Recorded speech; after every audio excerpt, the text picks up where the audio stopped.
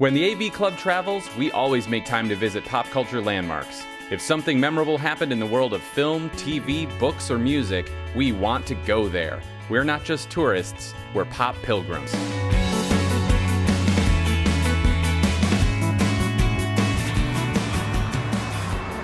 Few movies have taken advantage of Chicago quite like the Blues Brothers. John Landis' 1980 musical comedy starring John Belushi and Dan Aykroyd as Jake and Elwood Blues, shifty musicians on a mission from God.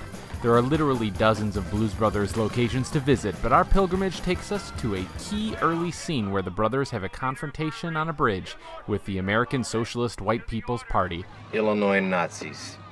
As the Nazis discover, Jake Blues hates Illinois Nazis.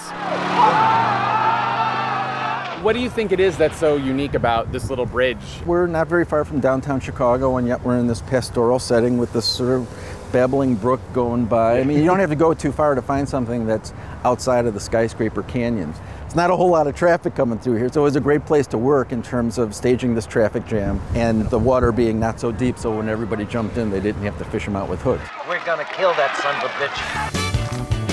It was a huge deal in Chicago when the Blues Brothers shot here. Prior to that, there had been a few notable projects that had shot around Chicago, but nothing quite like the Blues Brothers. In fact, not at all like the Blues Brothers. As much as when the film came out and it received some success at the box office, I think its most enthusiastic audience were other filmmakers and other studios who saw that film and figured, man, they'll let you do just about anything in Chicago.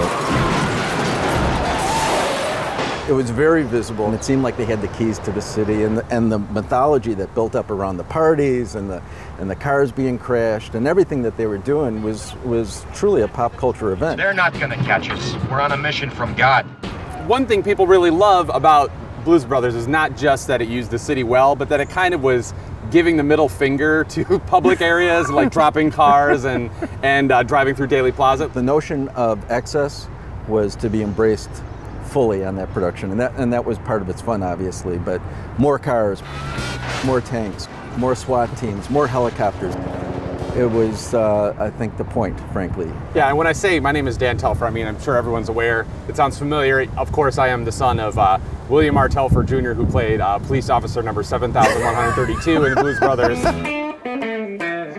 Would you give the Blues Brothers the title of the definitive Chicago movie? It is definitive as a showcase for Chicago people, as well as its culture, as well as just the spectacle of the production, and the fact that it happened before all these other films that we're so much more familiar with these days.